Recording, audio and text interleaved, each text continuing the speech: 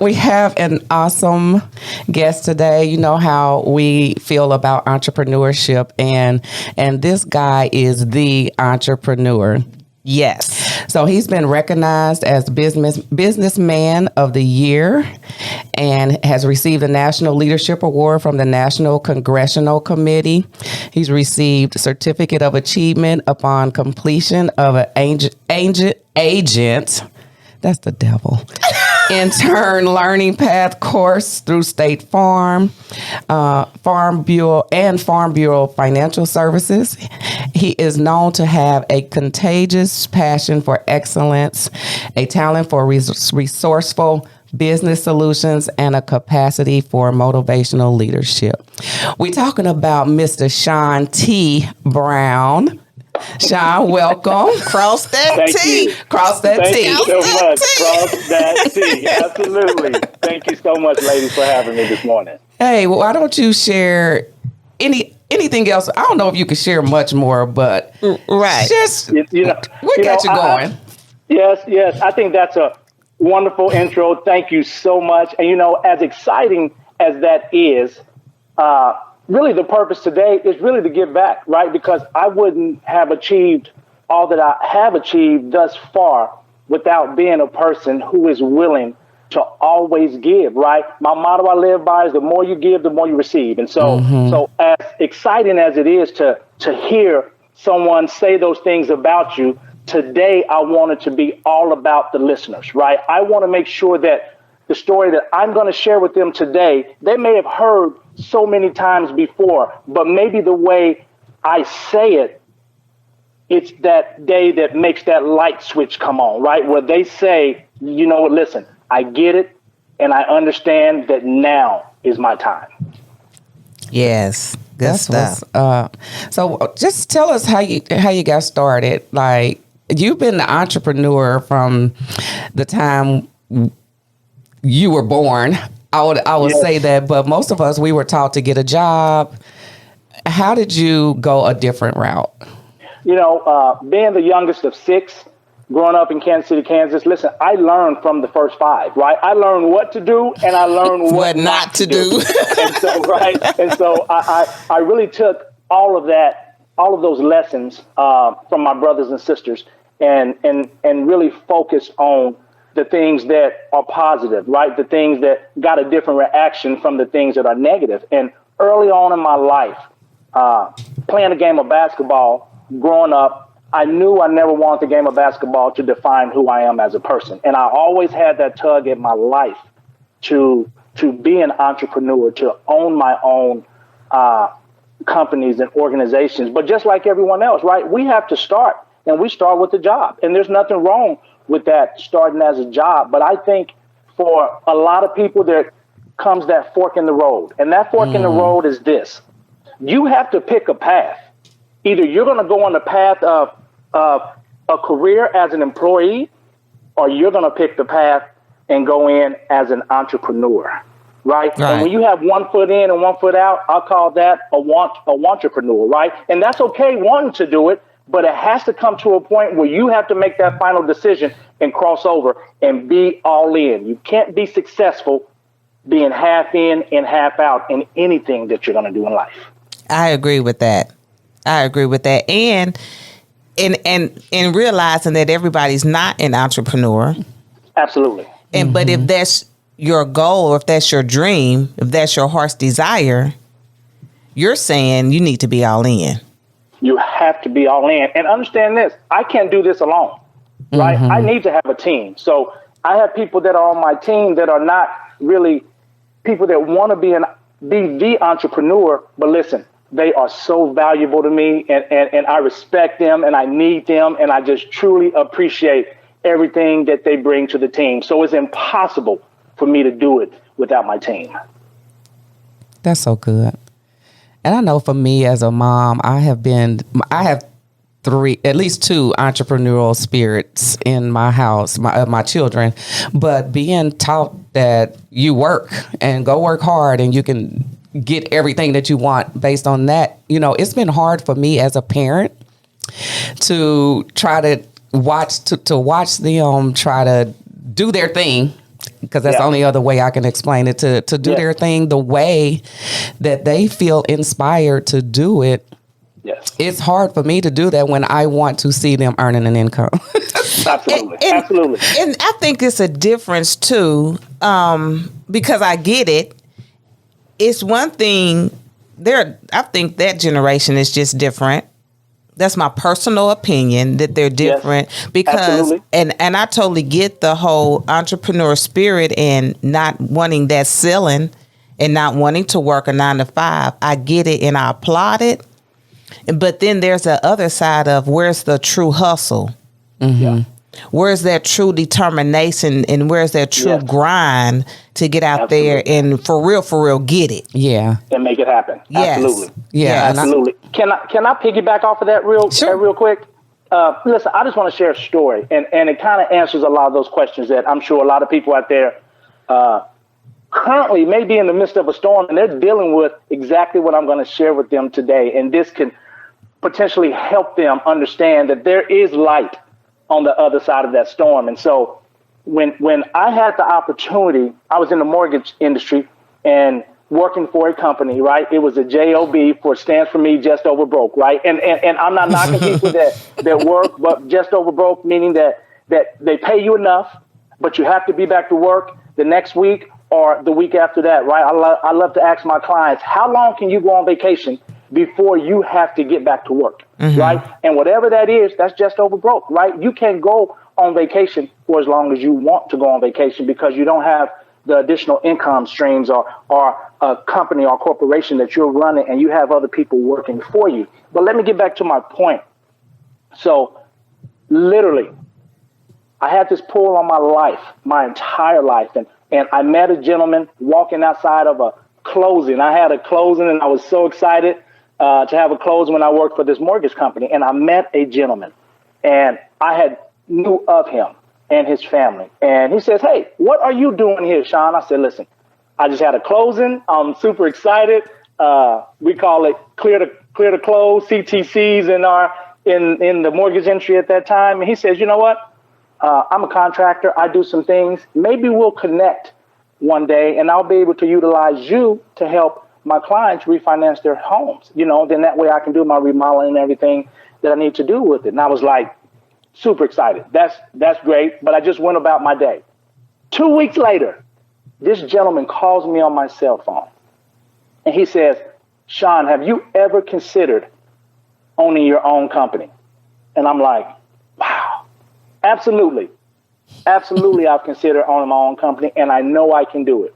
And he says, "Okay, let's you and I have a discussion and let's sit down and see what it takes for you to open up your own company and you and I can partner up and we can do business that way."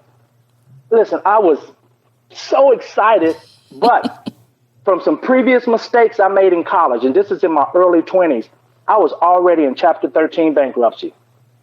And up front, I told him, I said, "Listen, I don't have any money. My credit is shot. So I just want to let you know this right up front. But what I do have is a drive and determination like no other. So if you give me this opportunity, right, I knew within my heart I would not fail because by any means necessary, I was going to make this happen." He says, "Don't worry about it." And so fast forward, we had our conversation and everything. And he says, "Hey, I don't have time to put everything together. So if you can put everything together and do the research, you and I can get together and form this company." So I go back to my wife. We are barely making $30,000 a year combined. I go to her and I says, "I'm quitting my job like tomorrow." And she's like, "What?" Right. What? I got 3 small children. She's running a home daycare watching our kids because we can't afford for them to go to daycare. And I'm going to quit my job. And I quit my job just flat out. And the gentleman gave me $13,000 cash to start. Now, at the time, I didn't realize, I didn't put the cash and all this stuff together. But he gave me $13,000 cash to start. I got a large office in Lenexa, Kansas, $3,900 a month rent. I signed a 3-year lease, like $139,000. I had to get my phone lease in my name. I had to buy computers, get all this stuff set up. and got it all set up and ready to go. And I called him and I said, hey, it's going to be time to pay our first month's rent. He told me he had $50,000 for us. So I'm trying to do it for less money. It was $13,000. And when I said everything is set up, the company, the name, the phone, I have the business license, everything. I said, it's time to pay first month's rent. And he says, I ain't got it. Mm-hmm. And I'm like, wait. What do you mean you don't have it? He says, listen, I told you I ain't got it. And got an attitude with me, which kind of threw me back a little bit. And so I called my wife. And I said, hon, he said he ain't got it. Because we know for sure we barely got our rent to make it through the next month for us at home. And I knew if I panicked, she would panic. Right. I said, don't worry about it. I'll take care of it. And when I hung that phone up, this is the time in life where you have that sensation that God is speaking to you. Mm-hmm. And he says to me, Shawn, didn't I tell you don't put all your trust in man? I'm like, man, I knew better. He says, didn't I tell you I'll never leave you or I'll never forsake you? Yes. He says, haven't you prayed to me your entire life that you wanted to be a business owner? You want to own your own company? I said, yes. He says, look around. Who created the name? Who created the company? Right? Whose name is on the license? Whose name is on the lease? He says, you have everything you've prayed for. Now, did you ever pray to me that you wanted to start this company with a bunch of money in the bank? Absolutely not. So be specific about the prayers that you have. See, because he gave me everything that I prayed for. Mm-hmm. And now it's time for me to put the work in. Mm-hmm. And when I got that and understood that at that time, I'm the only person in this 10-person office, I said, okay, let's get to work. And I put all my faith in him. In my very first month of business, I made $46,000. I was able to pay my landlord. I called and swallowed my pride and said, you're going to have to give me a couple of weeks. I know we signed a 3-year deal and I can't pay the first month, but you're going to have to give me a couple of weeks. My very first closing, and I remember this like it's yesterday. I closed 6 deals of 6 people. I had no idea who they were. Wow. They weren't referrals. They weren't anything. It just happened. Wow. And after that first month of doing $46,000, it just continued the next month and then the next month. Then I look up 6 months later and I have 10 people in this office. So what I'm telling you out there is, listen, if it wasn't because of this guy, and let me tell you, there was a lot of situations that we had with this guy. I paid him back his money plus interest and told him thank you because without him pushing me, right, I wouldn't have never done it. I wouldn't have never taken that risk, right, because he was my crutch. He was the person I was going to lean on until I realized I could not lean on him. Yeah, that's the kind of guy we serve. It is. I was so thinking that is just like God. That is just like him. I have to tell you just quick, funny story. My first closing, I got a check for $8,000. And back then we would pick up the checks from the closing places. And I was so afraid to walk outside because I thought I was going to get killed. I thought someone was going to kill me, grab me, or get in a car wreck going and just deposit $8,000. That was all the money in the world to me. I know that's right. And we should act like that, though, really. You know, we should.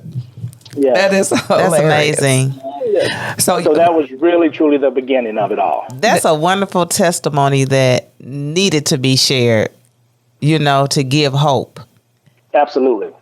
Absolutely. I'm living proof that I went from not doing very much of anything, me and my wife combined, but always having that faith and just hope and drive and just, you know, I guess waiting for our time. And then the time came and listen, I used to go 7, 8 in the morning. I had 3 children. I wouldn't get home until 10 o'clock at night. And I did that for a long time to truly help build this. for myself, for my wife, but more importantly, for my children. And that takes me to even another point to this generation, that working for yourself, you put in more hours than if you were working for someone. Absolutely. It's a hustle. It's a grind, and you're gonna work harder. Yeah. Yes, you are definitely going to work harder. And a lot of things with this new generation is, right, as us being their parents, right, from where we came from, our parents did the best they could. Yeah. Right. And we want to do the best we could in raising them. Right. But sometime in the changes of the generations, that hard work has left them, right? Because we try to put ourselves in situations where, I mean, like here, I live in Arizona. I realize my son don't know how to cut grass because I don't have grass. Right? And those are things I grew waterfalls. up cutting the yard all the time in waterfalls.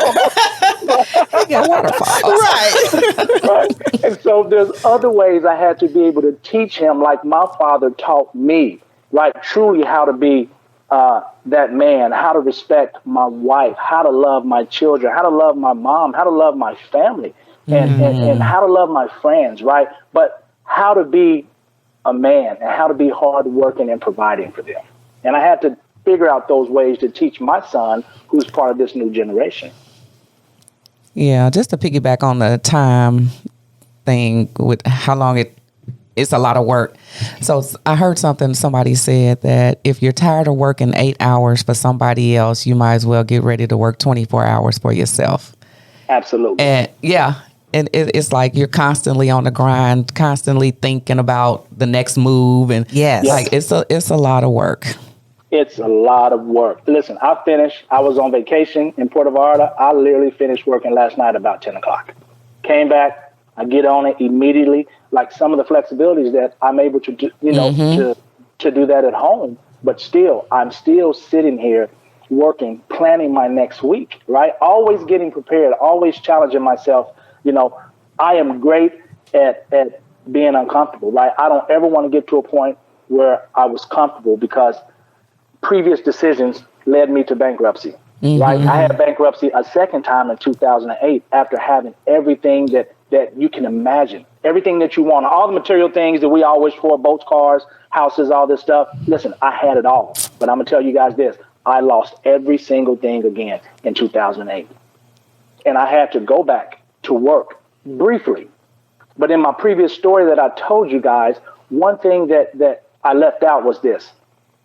God taught me that I was enough. I had everything that I needed to become successful as an entrepreneur. And that was myself. So he taught me that, Shawn, you are enough to make whatever dreams and aspirations you have come true. So I knew after the second bankruptcy in 2008, I could do it. Right? There were times I was afraid, but I did know that in the end, I was enough. And now I'm getting right back to where I should be, really have surpassed who I was at that time and going and looking to move to new levels. Yeah, I'm so glad you brought up the word afraid, because I know one of the things I wanted you to talk about is how to overcome the fear of getting started. There are people with great ideas and who want to be entrepreneurs, who want to quit that 8-hour job, who want to do things, but that fear tends to paralyze us. Absolutely. So can you talk a little bit about how to overcome that fear? And I'll kind of go back to what I said earlier. Pick a path, right? You have to make a decision, right? Every morning we wake up and we make decisions, right? You have to make a decision that you're going to stay at this place of employment, or you have to make a decision that within a year, you are going to plan and put things together and leave this place of employment. I'm not telling anyone out there to drop exactly what you're doing and just go cold turkey and figure it out, right? But you have the ability, and we have all the information we need at our fingertips. Yes. So you can plan ahead. So my first one is pick a path, right? Make sure that you're going to be an employee or you're going to be an entrepreneur. And as you start figuring out that you are going to be an entrepreneur, you have to not talk yourself out of it, of why you can't, but understand why you can be successful in doing it, right? Because you're going to have enough people around you that's going to try to tell you why you should not do it, why you can't. And you have to understand why you can do it. And those exact same people that are telling you why you can't, man, this is going to be tough for some people. You got to love them from afar. Right? Yeah. Because you have to surround yourself with the right people. There's a saying that, listen, if you hang around 4 millionaires, you're bound to be the fifth. If you hang around 4 people that aren't doing nothing with their life, you're bound to be the fifth one of their group. Right? So true. So surrounding yourself with the right people is critical in any success, right? And I'm not talking about, you not loving your family and doing all these things. Listen, that's okay. Everyone doesn't want to be an entrepreneur. But if you are on this path to work hard, right, to accomplish your goals, you better make sure that when you don't feel like doing it, you have 4 or 5 other people behind you that are on your team that are going to push you when you don't feel like going, right? And then you're going to push them when they don't feel like going. And so in order to drop that fear and get your butt in gear, right, that's what I talk about on my YouTube channel, is you have to do the research. You have to pick a path. You have to make a decision. And more importantly, you got to know who you are, right? It's important to know who you are, but you got to know whose you are, right? And I'm living proof that if you give it all to our Lord and Savior and say, listen, you carry me, you guide me, you drive this ship, I put everything in your hands, I am living proof that no matter how many times you get knocked down, He brings you back and He rebuilds you better than you were before. See, all of that is no more than just a test to make sure that you haven't lost where you come from and who you are, right? Because sometimes when money comes in, we lose focus on these material things of the world versus helping other people, right, reach certain levels of success. And it's not all about money. It may be time with their family. Right? It may be time to help and give to others. So there's so many things that we call success that doesn't have to deal with material things. That is so good. Yummy. I'm loving it. That is so good. So we've been listening to Mr. The Entrepreneur, Mr. Motivation. I'm ready to pull out my tambourine. I know, right? And I wanted to go ahead and insert my affirmation because it was so fitting with something that Shawn said, and it's, I have extraordinary ability to accomplish everything I choose and want. So good. Yeah, so if we can just tell ourselves that when we are moving into that entrepreneur or the next level, whatever it is. Of whatever it is. You're right. Exactly.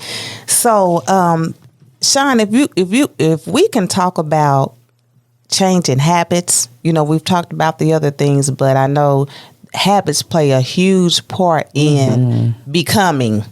Yes. Absolutely. Yes. I think this may be the most important part, right? Because you can't go from something, right? You can't go from good to great to phenomenal without changing the habits along the way. And so I personally live by a rule 2190, right? And what that means is that for 21 days, you do something that you know you need to work on. And in those 21 days, which is 3 weeks, it becomes a habit. Once it becomes a habit, you continue to do it for the next 90 days, then it becomes a lifestyle. See, and anything that we want to do, it's possible for us to make those changes in our life. But we have to do it every single day in order for it to become that habit. And then we have to do it for 3 more months consistently in order for it to become a lifestyle. And when it becomes a lifestyle change, now you can focus on what's next. So let me elaborate on that a little bit more. I tell people all the time, when we are struggling, when we are not exactly where we want to be in life, Zig Ziglar says, you are exactly where you want to be, right? You look at yourself in the mirror every morning and you are exactly where you want to be, if you do not like where you are currently at this state in your life, then you in the mirror can make that change. Mm-hmm. Right? And the way I tell people to start off subtly to make those changes is to write down 3 things that you feel like you need to change within your life, that you need the most help with, whether it's relationships, finances, your health, your stress levels, all of these different things. Choose one and apply the 2190 rule to that. Choose one, right? Because if it's to get in shape, you start doing it for 3 weeks, it becomes a habit. You do it for the next 90 days, it becomes a lifestyle. Now you go back and you choose the next one. Mm-hmm. Right? We all look up. I'll be 50 years old next year. And let me tell you, that 5-0 has come so quick in my life. So I know those 21 days and 90 days are nothing when it comes to the 2190 rule. So that's my advice to everyone out there in changing your habits. Start small and grow upon that. Good stuff. That's good. We can do that. One thing. 21 days. Then do 90. I'm writing my list. I'm writing my list right now. Good. That's right. That's good stuff. So I know when you're starting these businesses, especially you go home and tell a woman that you're quitting your job. You're taking a risk, right? Exactly. It's almost a life or death risk, right? A hickey on your forehead risk. Right. So any comments or any suggestions on how to take risk, which risks you should avoid? Just about taking risks. Talk to us about that. I would say, I take calculated risk. So I don't want people thinking I'm just, I hear about something.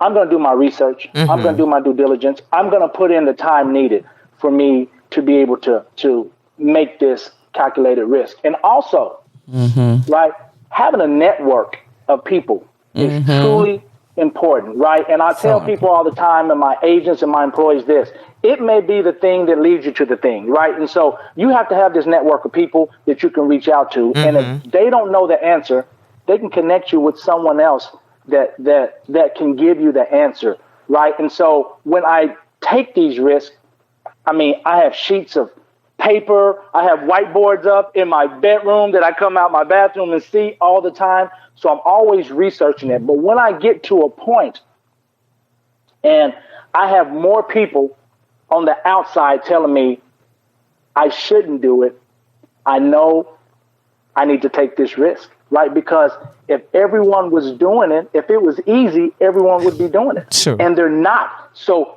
for me, it's the opposite. It encourages me to find out more and to jump on this risk because there's not a lot of people doing it. And so, and also it just goes back to, you have a choice to work 9 to 5 for someone your entire life, right? That's your choice. Or you have a choice to build a business for 3 years and work your tail off working for yourself for 3 years and live the rest of your life like nobody can. Or you're willing to work for someone for 30 plus years, right? And for me, it just doesn't, my mind doesn't think that way. I cannot fathom working for someone who's going to put a value on my worth. They're going to tell me, Shawn, you have an associate's degree, a bachelor's degree, a master's degree, but this is what you're worth. And this is what we're going to pay you. And this is how many weeks of vacation you get to take every single year. And if you go over this, no matter how long you've been here, no matter how loyal you've been to us, we are going to write you up. And if you do it too many times, you're going to get written up enough to where we're going to let you go. There's no loyalty in that. I would always rather take the risk to where I can take vacation when I want to take it.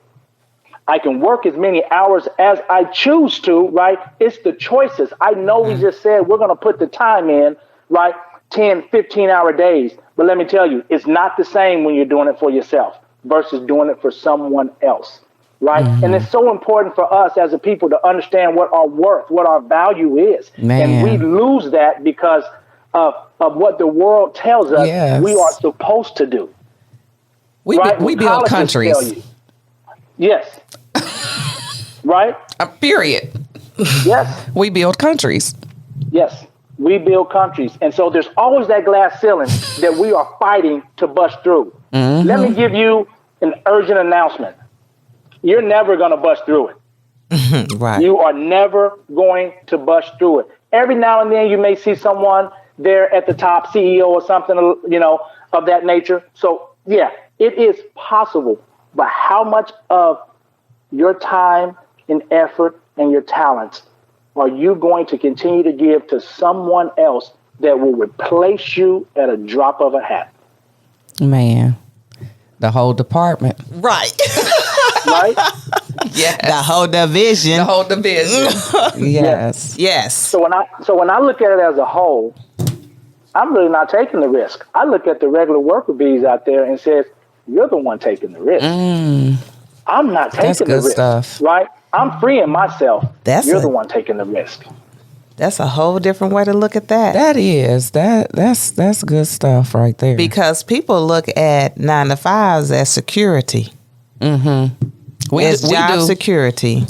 Yep. And don't let you make a little money. Right? Don't right. We have this word 6 figures. Don't make 6 figures because you feel like you have arrived, right? You're like, oh my goodness, hey, I make 6 figures, so you better back up. Let me tell you something. You need to add another 0 on that if you were doing your own thing, right? But they're going to keep you at this 6-figure position because mentally you think you need to have these benefits. I love that word, the benefits, right? And then a financial representative, I understand the difference between the 401k, the pensions, why they made some of these changes. And I won't get so much into that, but we are so brainwashed in saying that we're going to put money back in a 401k. Do you understand you're not paying taxes on $1 today to pay taxes on $4 in the future?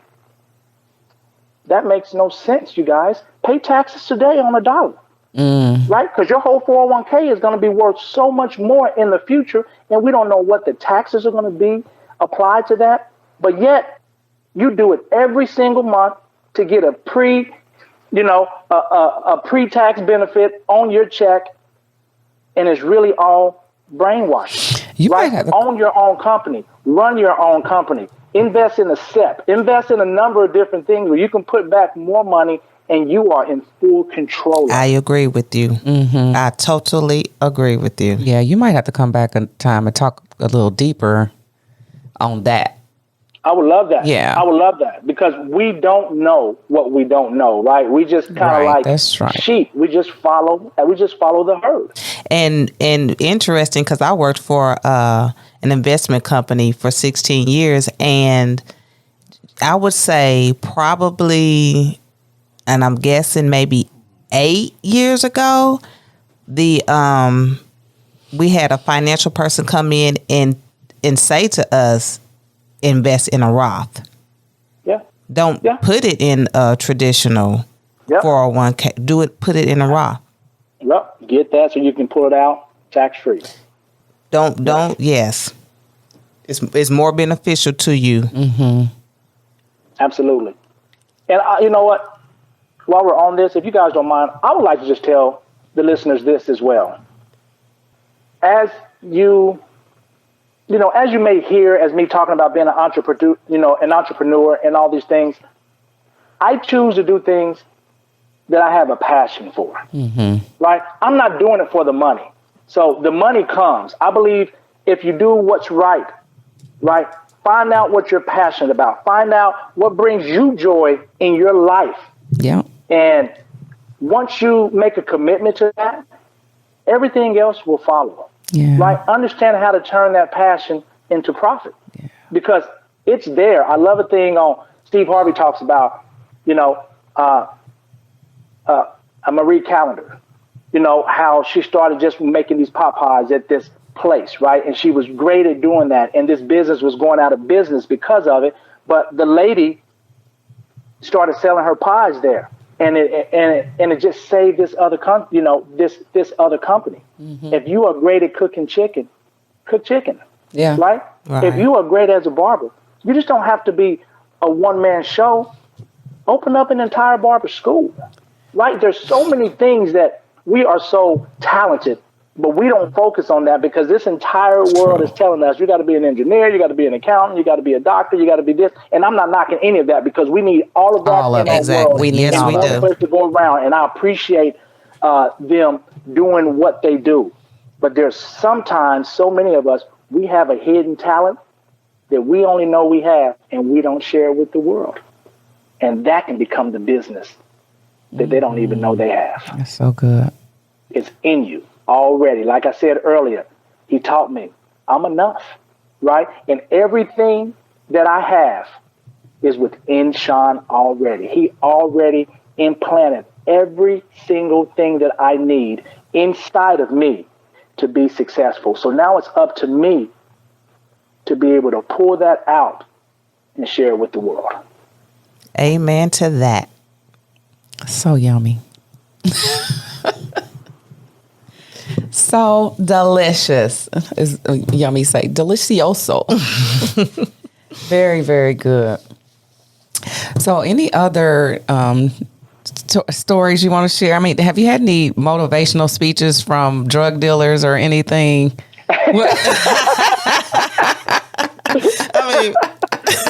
Okay, so I'll say that. So, after having a lot of years of success, back in 2008, I had designed another company that brought me to the Players Networking event with the NFL out here in Phoenix, Arizona. And prior, in another life, I was a commodities broker. So I've done a number of different things throughout my life. But when 2008 really hit, we were so heavily invested in real estate, title company, appraisal company. I mean, I just owned all these companies, and it was hit so hard by what was going on. And I was really at a crossroad in my life. And when I said I filed bankruptcy twice, the second time I was really forced into bankruptcy. And let me explain that real quick. I knew the markets were going to be very difficult on us throwing good money after bad money. But I was at a crossroad to shut down my companies, keep my money, and take off and move to Arizona. Or I could make sure every single one of my employees found a new job before I shut everything down. And I personally funded that myself, which took me and my wife personally into bankruptcy. Because I want to make sure that they were with me through all the great times. They was with me to buying the houses, the cars, the boats, and all this stuff. It was because of them I was able to do that. But in the most difficult times, I want to be there for them. And I did not want to leave them. And that took me and my wife, and we had to file personal bankruptcy after making sure my last employee, I actually helped find her the job, and she still works at that exact same place of business today. That's character. And so going through a difficult time there, I got so low in my life after having everything to not having very much, not being able to pay the bills and everything like that. And people say you should have 12 months in savings and everything. Listen, I had it all. But what happened in the month 13? What happened in month 14 when no one wanted to hire you because they thought you made too much money? They thought you were overqualified. And one day I woke up and it was to a point where I was literally going to be the nicest robber in the world. I was going to go to Walmart and I was going to have to snatch somebody's purse. And I didn't want to do it. I probably would have done it and apologized and probably gave them my information.